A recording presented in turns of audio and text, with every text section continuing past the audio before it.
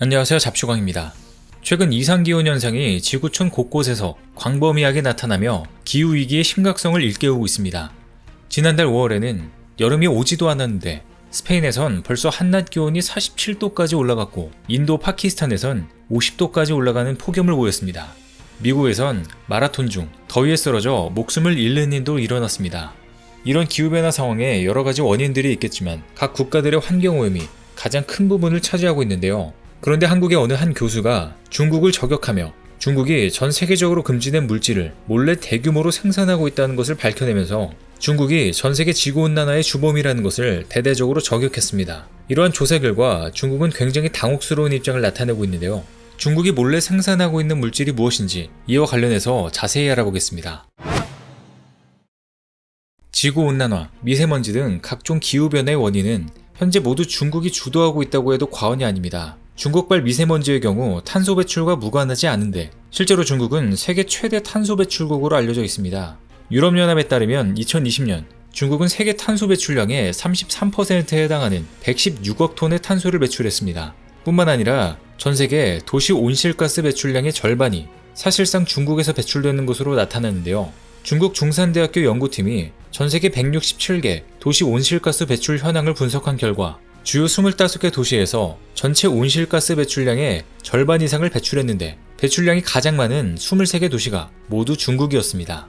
최근 전 세계를 강타한 이상기온의 주범이 사실상 중국으로 지목된 것인데요. 그런데 중국은 본인들이 주도적으로 이상기온을 만들어내고 있으면서 정작 중국의 날씨는 괜찮다며 날씨를 조작하는 말도 안 되는 일을 자행하고 있습니다. 사우스차이나 모닝포스트에 따르면 중국은 작년 공산당 100주년 기념식을 앞두고 북경지역 인근에 화학물질로 구름을 만들어 강우를 내리게 하는 대규모 날씨 조작을 했습니다. 당시 중국 정부는 행사를 하루 앞두고 이 같은 작전을 시행해 100주년 기념식 당일에 맑은 하늘을 만들어냈는데요. 공산당 100주년 기념식 며칠 전부터 공장 가동을 중단하며 대기질을 좋게 만들려고 했지만 대기오염이 사라지지 않아 결국 하루 전날 몇 시간 동안 구름 씨 뿌리기 작업을 한 겁니다. 이에 당시 화학물질을 실은 로켓은 하늘로 발사돼 강우량을 자극했는데 인공비는 단숨에 초미세먼지 수치를 3분의 2 이상 감소시키고 대기질 지수도 좋음으로 바꿔놓았습니다. 구름 씨 뿌리기는 구름 속 숨은 입자 씨앗이 될 수 있는 요오드 화한 등 작은 입자 화학물질을 구름에 넣어 물방울을 뭉치게 강수 가능성을 높이는 기상 조작 기술입니다. 그런데 이 기술은 가뭄, 폭염 등 이상기후를 해소하기 위해 종종 사용되고 있지만 문제는 중국에선 이런 날씨 조작 기술이 기후위기로 인한 피해를 줄이기 위한 것이 아니라 공산당 선전을 위해 사용되고 있다는 것입니다. 그리고 작년에 한국의 가을 하늘이 유독 맑았던 것도 코로나로 인한 중국의 봉쇄 정책으로 오염물질이 감소했기 때문으로 분석되고 있는데요. 기상학계에 따르면 지난해 중국 내륙 지역 홍수로 주요 탄광이 물에 잠기면서 석탄 화력 발전이 중단된 데다 중국 동북부에 비가 많이 내리고 동풍이 우세했으며 코로나로 인한 중국의 봉쇄 정책으로 인해 공장이 중단돼 한반도로 옮겨지는 오염물질이 상당히 줄었습니다. 동시에 작년에는 중국의 일산화탄소, 오존, 미세먼지 등 대기오염 물질 농도가 감소한 것으로 나타났는데 같은 기간 한국의 대기오염 물질 농도도 모두 낮게 관측돼 중국이 미세먼지 주범이었던 게 입증됐습니다. 그리고 올해 1분기에도 중국의 미세먼지가 감소하니까 한국의 하늘이 맑은 상태로 유지되고 있는데요. 실제로 미세먼지 정보센터 분석 결과 전국 초미세먼지 평균 농도는 전년 대비 감소돼 4% 개선됐으며 작년 대비 나쁨수는 2일 줄어든 것으로 나타났습니다. 특히 중국의 초미세먼지 농도 감소로 월별 초미세먼지 평균 농도가 감소하는 효과가 있었던 것으로 나타났는데요. 그런데 중국이 대기를 오염시키고 있는 건 미세먼지 말고 또 있는데 중국은 바로 지구온난화의 주범으로 꼽히는 금지된 프레온가스도 대규모로 생산하고 있는 중입니다. 대표적인 오존층 파괴 물질인 프레온가스는 몬트리올 의정서에 따라 2010년부터 생산과 사용이 전면 금지됐는데요.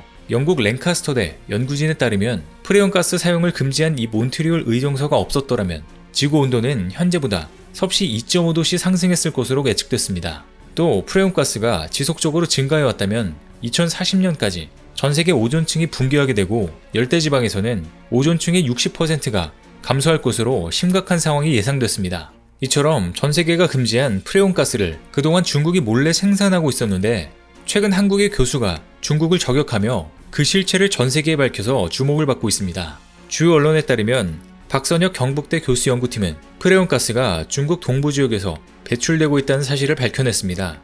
앞서 프레온가스 배출이 다시 증가하고 있다는 사실은 2018년 유엔 환경계획과 오존 사무국에 보고됐지만 정확한 배출 지역과 배출량이 규명되지 않아 국제사회의 우려가 컸었습니다.